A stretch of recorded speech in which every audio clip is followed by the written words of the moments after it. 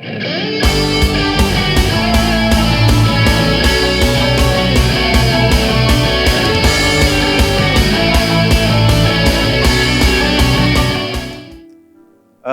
saya ingin ceritakan dalam beberapa bulan terakhir ini pengalaman saya dengan firman Tuhan.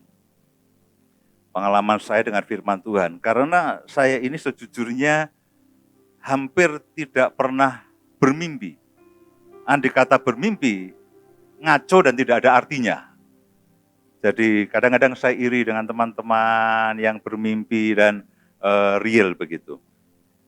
Nah, saudaraku, ada beberapa ayat firman Tuhan yang saya ingin sampaikan, dan ini merupakan bagian dari pengalaman saya, pengalaman kami semuanya.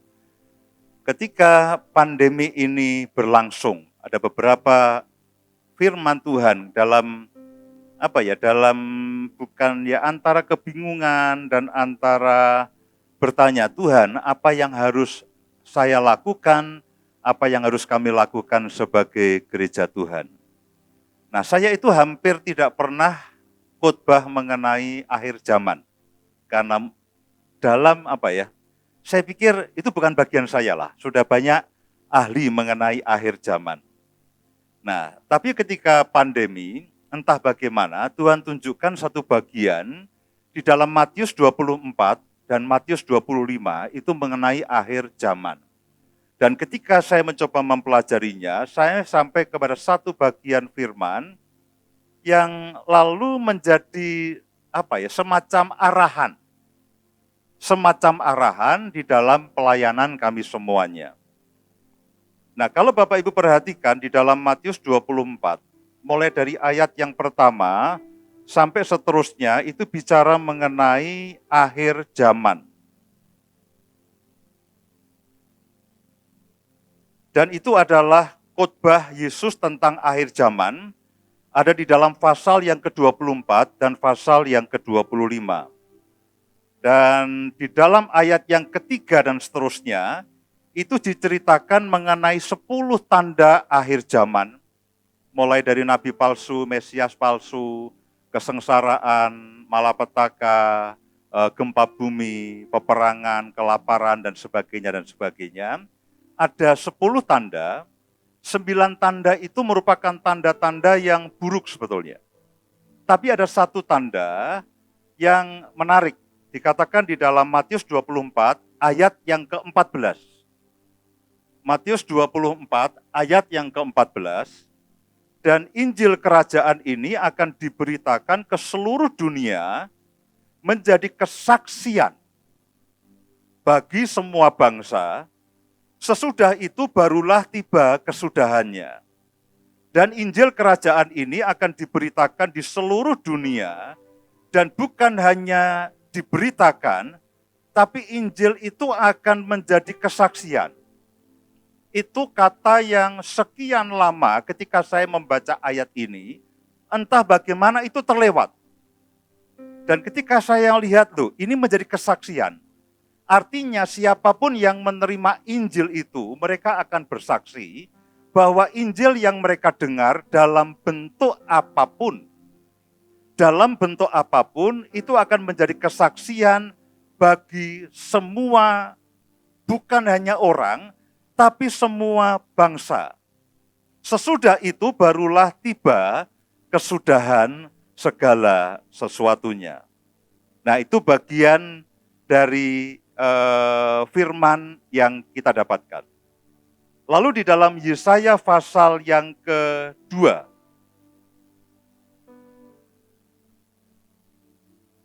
di dalam Yesaya pasal yang kedua, ayat yang pertama sampai dengan ayat yang keempat.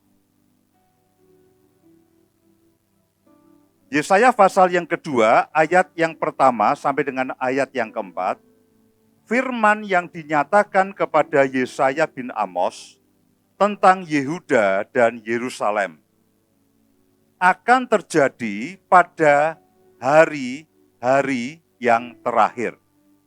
Di dalam Alkitab itu ada beberapa ayat yang menulis juga hari-hari terakhir. Nah, hari-hari terakhir itu adalah satu peristiwa yang akan terjadi di antara kedatangan Yesus yang pertama dan kedatangan Yesus yang kedua. Nah, di masa antara yang pertama dan yang kedua ini disebut dengan hari-hari yang terakhir.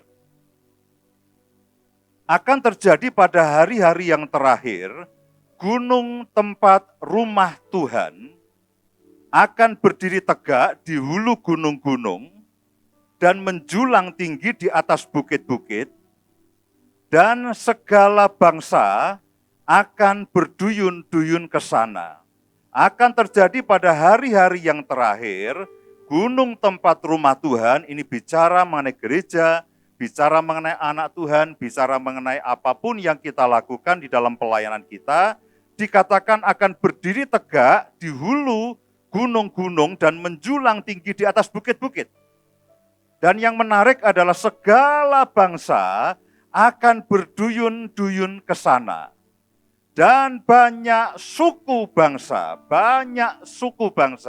bukan hanya banyak orang, tapi banyak suku bangsa akan pergi serta berkata, mari kita naik ke gunung Tuhan, ke rumah Allah Yakub, supaya ia mengajar kita tentang jalan-jalannya, dan supaya kita berjalan menempuhnya.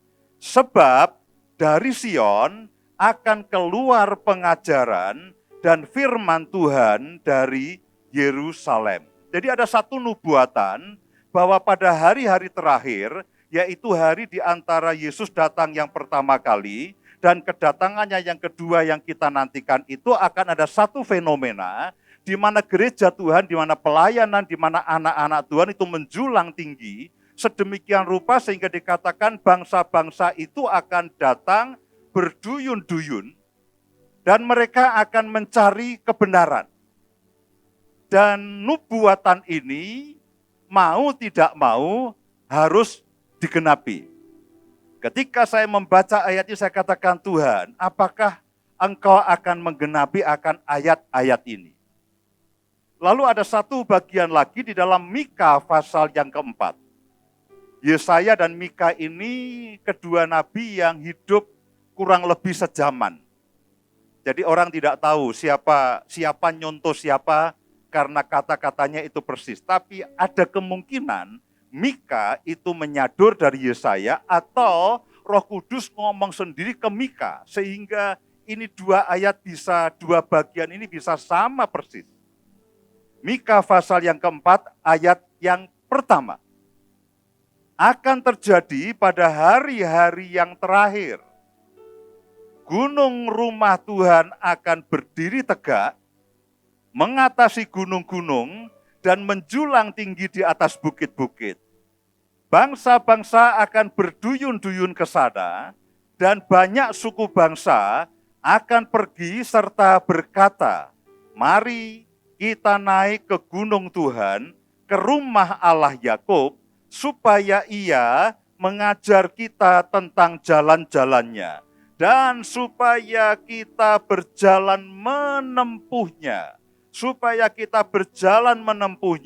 Sebab dari Sion akan keluar pengajaran dan firman Tuhan dari Yerusalem. Jadi ada dua bagian di dalam Alkitab itu yang menyebutkan akan nubuatan ini. Kemudian ada satu bagian lagi yang juga disebut pada hari-hari terakhir. Kisah Rasul pasal yang kedua.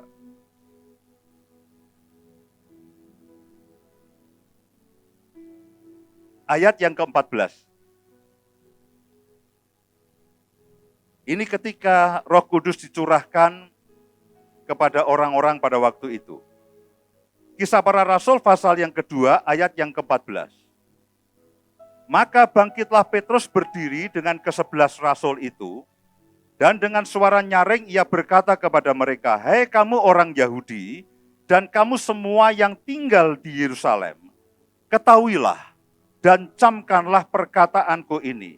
Orang-orang ini tidak mabuk seperti yang kamu sangka, karena hari baru pukul 9.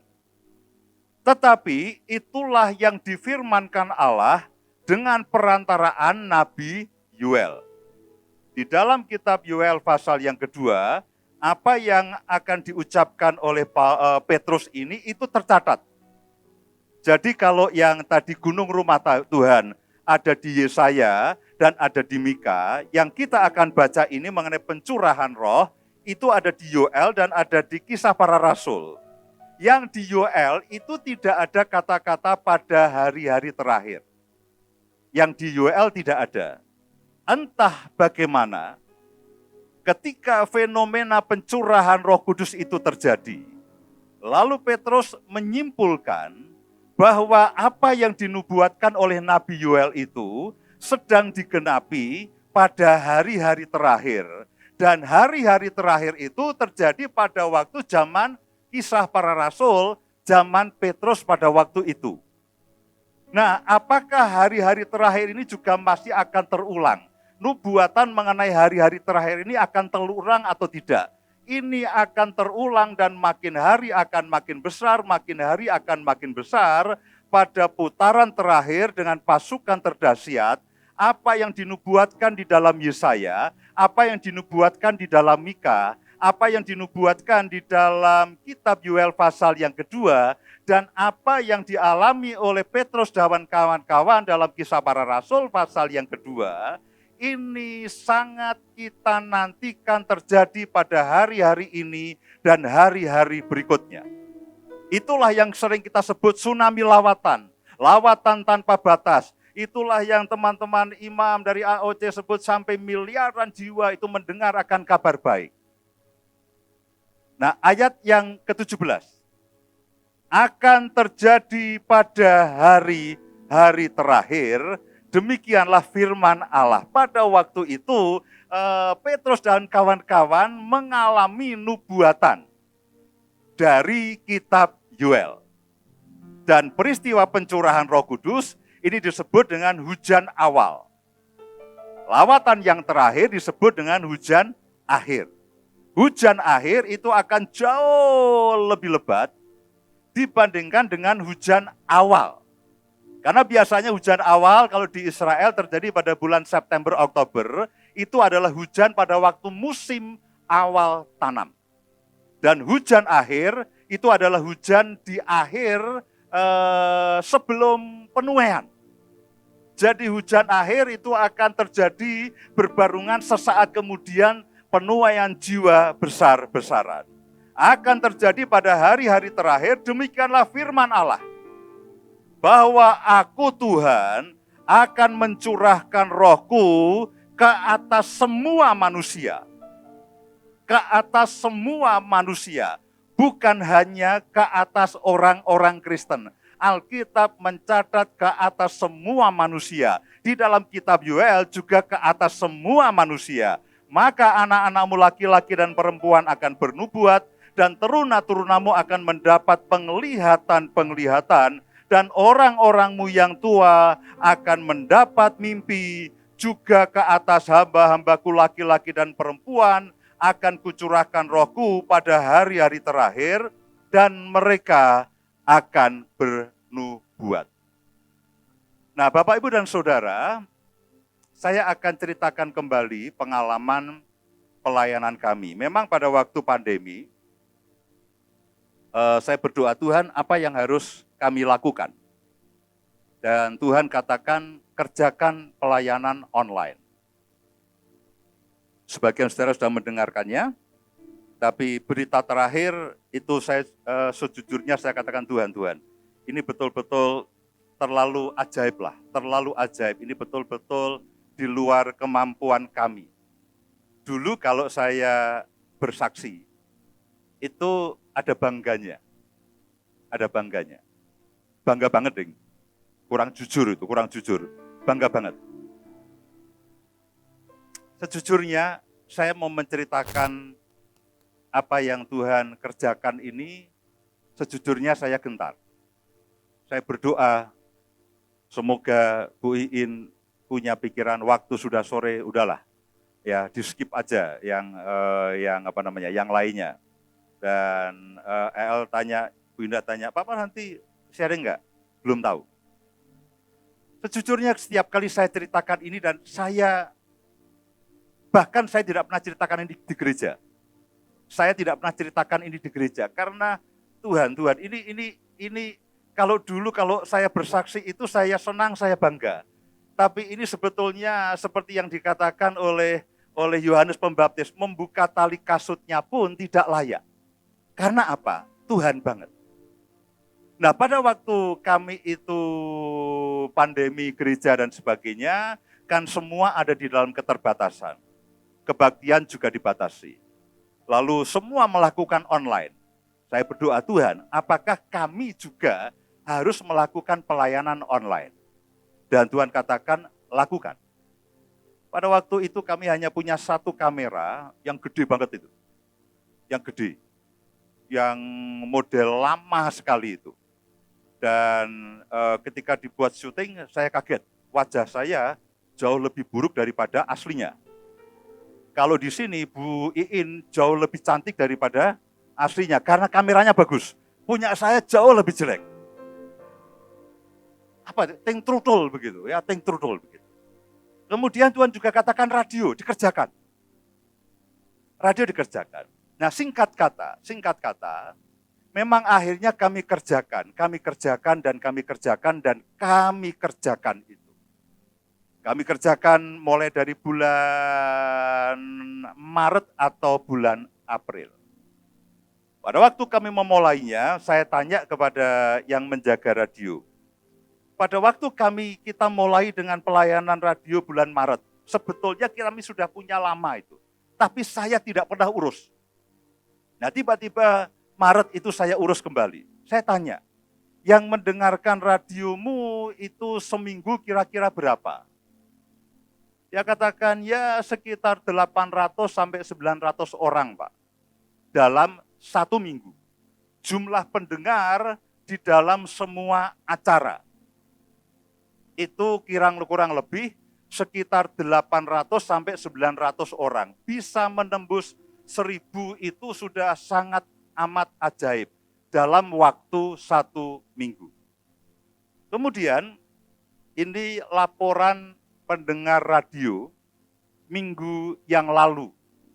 Jadi saya terima hari Senin. Itu jumlah pendengarnya radio saja itu 59 juta dalam waktu satu minggu. Nah, mulai dari Oktober sampai dengan minggu yang lalu, itu jumlah yang mendengarkan semua siaran radio maupun yang menyaksikan semua media online kami, itu kurang lebih sekitar 359 juta, itu mulai dari Oktober sampai dengan minggu yang lalu. Nah, ini kalau saya berhitung, kalau Tuhan memang berkenan, dan Tuhan memang mau meneruskannya. Karena ini naik terus, saudaraku, ini terus naik, itu terus naik. Setiap minggunya itu terus naik. Kalau ini terus begini, artinya nubuatan bahwa bangsa-bangsa itu akan datang ke rumah Tuhan. Kemudian Roh Kudus akan dicurahkan ke atas semua manusia. Karena memang sangat ajaib. Yang terjadi itu sangat ajaib. Tadi Bu Iin sempat sebut mengenai pria berjubah putih. Nah, saudaraku, saya ingin ceritakan dua tempat. Ceritakan dua tempat. Sebagian sudah mendengar, sudah membaca, yang lainnya mungkin belum. Yang dulu, yang saya ceritakan pada waktu di Mahanaim, itu yang seri sebelumnya. Tapi ada kesaksian yang menurut saya, ini terlalu vulgar. Menurut saya itu terlalu vulgar. Ada satu kelompok yang mendengarkan acara keluarga kami. Nah, pemimpinnya bilang begini, sejak kami mendengarkan acara keluarga ini, kejadian aneh itu mulai terjadi di tempat kami. Setiap kami habis sembahyang sore, itu ada sosok berjubah putih, berambut panjang, matanya bersinar, senyumnya menawan, jangan bandingkan dengan saya, lalu berjenggot, dan bukan orang Indonesia. Sosok berjubah putih ini lalu berkeliling di tempat itu. Ya, saya mencoba menghindari istilah-istilah yang mungkin konotasinya kepada kelompok tertentu. Tapi ini satu kelompok, mereka tinggal di satu lingkungan begitu, ada pemimpinnya. Nah, sosok berjubah putih ini lalu berbicara dengan keluarga-keluarga yang ada di situ. Nah, kelompok ini itu sedang mengalami masalah mengenai pernikahan. Banyak dari suami istri mereka yang itu ingin bercerai, karena rupanya di kelompok ini itu ada kemandulan. Rata-rata yang bercerai itu karena istrinya mandul, sudah menikah 6, 8, 10 tahun, mereka sudah melakukan segala upaya dan tidak berhasil. Lalu sosok berjubah putih ini ngobrol dengan pasangan suami istri, mereka tidak mimpi, mereka betul-betul ngobrol dengan sosok berjubah putih ini. Lalu sosok ini memegang perut sang istri. Setelah dipegang, ngobrol, berbalik, hilang. Nah, fenomena ini terjadi di banyak keluarga. Sampai pemimpin pondok itu akhirnya antara curiga dan ya pasti mereka juga was-was ada apa. Lalu dikumpulkan para pemimpin, para pemimpin tingkat tinggi, lalu disuruh ronda untuk mencoba menghalau akan sosok berjubah putih ini. Mereka semuanya laporan, bos, ini sosok berjubah putih itu bukan tandingan kita. Tidak bisa dilawan dan tidak bisa ditahan. Nah, sosok berjubah putih ini kalau berbicara itu bikin merinding. Tapi tidak menakutkan. Seperti yang saudara rasakan. Saudara sering merinding kan? Kalau hadirat Tuhan kuat, saudara sering merinding. Tapi saudara kan tidak takut. Hanya masalahnya adalah tidak nongol di sini berjubah putih begitu aja. Tapi ini mereka betul-betul real. Bukan mimpi dan bukan penglihatan. Cuman memang jadi dalam tanda kutip horor. Karena hilang. Begitu pegang perut perempuannya hilang. Begitu pegang perut sang istri hilang. Sekian waktu kemudian, karena ini terjadi pada bulan Maret. Nah, kemudian pada bulan April, pasangan suami istri ini menghadap pemimpinnya. Biasanya kalau ada pasangan suami istri menghadap pemimpin, itu mereka minta diceraikan. Biasanya begitu. Tapi yang ini mereka lapor. Istri saya hamil. Kami tidak jadi bercerai. Kemudian pasangan suami istri yang lain mengatakan hal yang sama. Nah, rata-rata semua yang datang dan menceritakan kehamilannya, itu mereka diajak ngobrol dengan sosok berjubah putih ini, lalu dipegang perutnya. Dan mereka pada hamil. Lalu akhirnya pemimpin ini pada waktu bulan puasa kemarin, setelah setiap kali doa, itu di-setel acara keluarga itu. Nah, peristiwa sosok berjubah putih ini, itu terjadi di banyak kelompok. Mulai dari Aceh, sampai Jawa Tengah, sampai ke Indonesia bagian timur. Satu kali di dalam satu kelompok, ada seorang anggota, itu kelompok itu sudah rutin mendengarkan acara keluarga kami. ngomong-ngomong begini, Tuhan, kenapa ini acara keluarga? Satu kali saya berdoa, Tuhan kenapa acara keluarga? Dan kenapa engkau melakukan pemulihan di kelompok ini? Karena kelompok ini itu sangat banyak perceraian terjadi. Tuhan itu bicara begini, kamu tahu, suami istri itu adalah gambaran Kristus dan jemaatnya. Itu adalah gambaran Kristus dan jemaatnya. Dan mereka harus dipulihkan, tidak peduli latar belakang dan agamanya apa. Nah, satu kali di Indonesia bagian timur, di mana? Di Maluku atau di NTT ya? Di Lombok. Ada satu kelompok yang sudah mendengarkan, lalu ada satu anggota itu yang tidak mau mendengarkan. Pura-pura sakit. 2-3 kali berhasil. Alhasil, sakit sungguhan.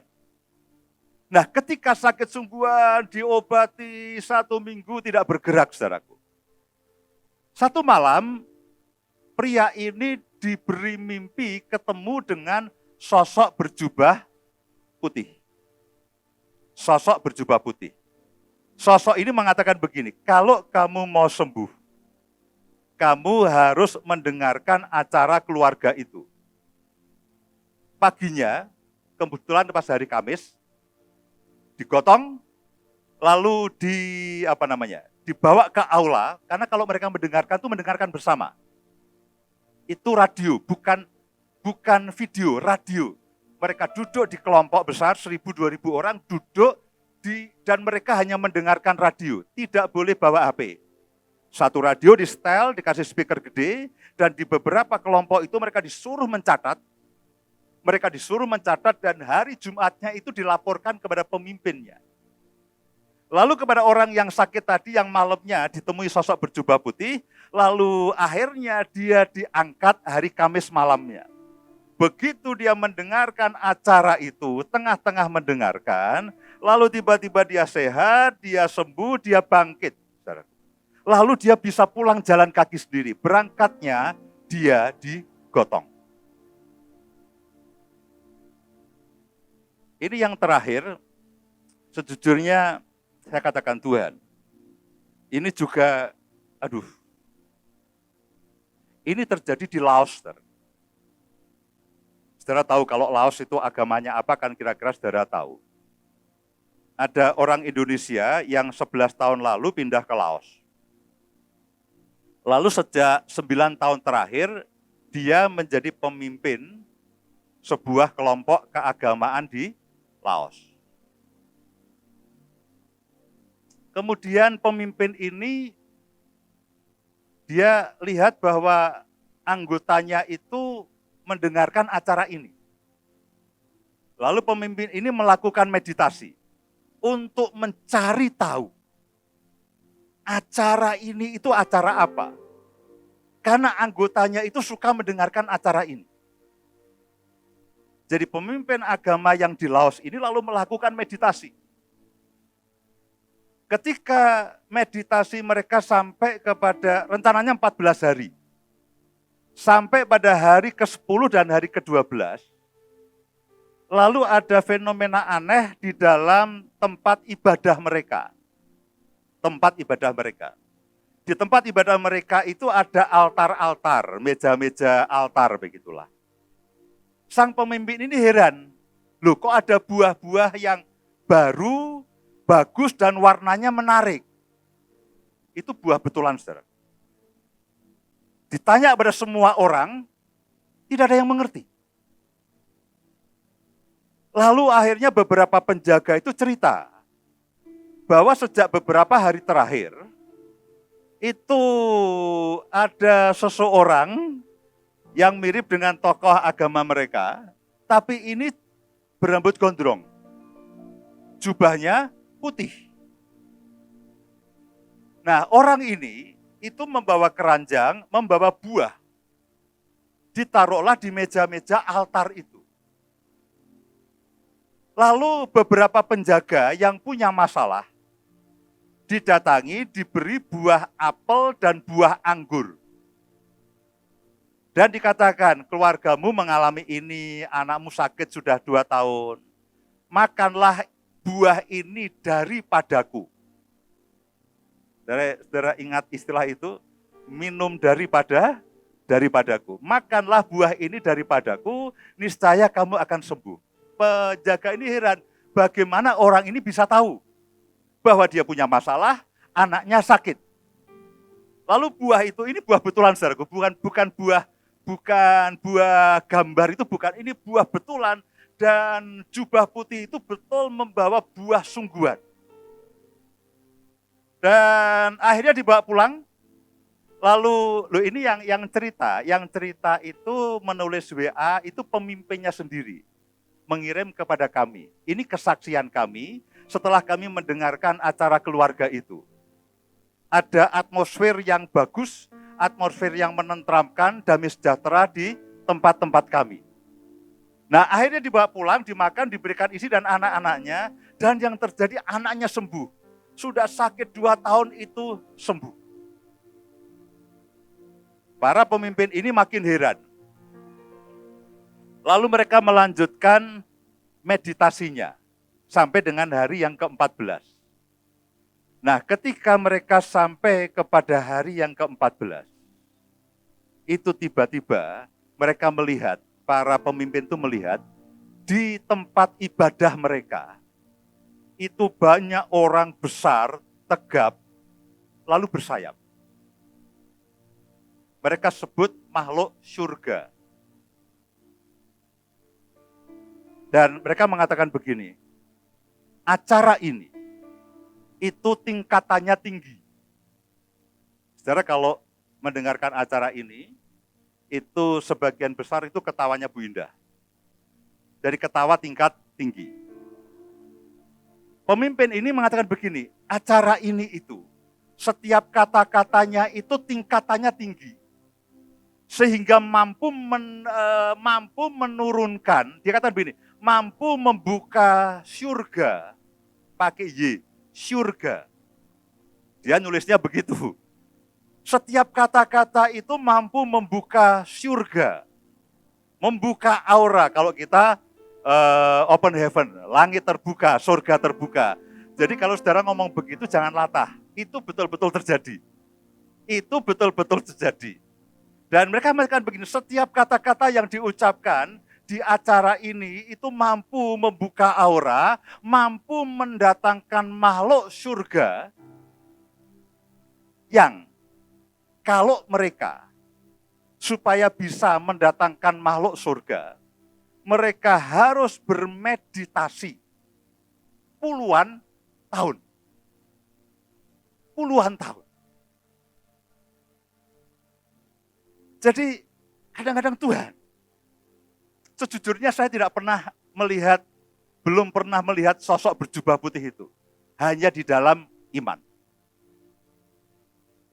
Dan saya cuma mau katakan begini, saya sadar sih bahwa kekuatan kami itu tidak seberapa. Kami itu seperti pekerja pada jam terakhir. Pak Adi, Kopet ingat khotbah di tempat kami, kamu itu seperti pekerja di jam terakhir. Nah, tapi saya begini, saya sadar begini, Tuhan, kemampuan kami tidak seberapa. Keberanian kami juga tidak seberapa. Nah, Tuhan tunjukkan begini, ini bagian-bagian firman Tuhan yang sedang akan digenapi. Bahwa rohku akan dicurahkan ke atas semua manusia. Mereka akan mengalami kesaksian. Kemudian bangsa-bangsa itu akan datang berduyun-duyun. Betul-betul bangsa-bangsa akan datang berduyun-duyun. Saya katakan Tuhan ini terlalu ajaib. Bagaimana mungkin semalam kami berdua duduk di Haris, kami siaran jarak jauh. Ya, di atas saya pakai batik ini, tapi di bawahnya itu celana pendek sebetulnya. Karena yang di Zoom hanya yang atas. Jadi saudara jangan lihat yang bawah. Ya, kami selalu kalau siaran pakai celana pendek, hanya atasnya yang bagus. Semalam saudaraku itu pendengarnya 48 juta sekian. Itu belum termasuk hampir 10.000 tempat-tempat yang saya sebutkan tadi. Nah, saya cuma katakan begini, bahwa hari-hari ini itu merupakan kegenapan daripada nubuatan-nubuatan itu. Hujan awal, hujan akhir. Apalagi kalau dikatakan hujan awal dan hujan akhir bersatu mendatangkan lawatan. Niscaya akan sangat banyak, entah bagaimana caranya. Acap kali kita hanya melakukan bagian kita yang sangat kecil dan sangat sepele. Tuhan melakukan bagian yang jauh lebih besar. Dulu saya termasuk yang skeptis kalau kita semua menyanyikan sampai miliaran jiwa. Tapi Tuhan katakan, Tuhan ampuni saya. Karena kalau ini terus terjadi seperti ini, mungkin dalam waktu 3-4 bulan lagi, itu yang mendengarkan, yang begini, didengar, bukan yang mendengarkan. Karena ada kemungkinan itu pendengarnya sama. Tapi maksudnya adalah semua berita firman ini akan didengarkan lebih dari 1 miliar. Saya percaya bagaimanapun juga apa yang diucapkan Tuhan itu tidak pernah kembali dengan sia-sia. Terima kasih, Tuhan memberkati.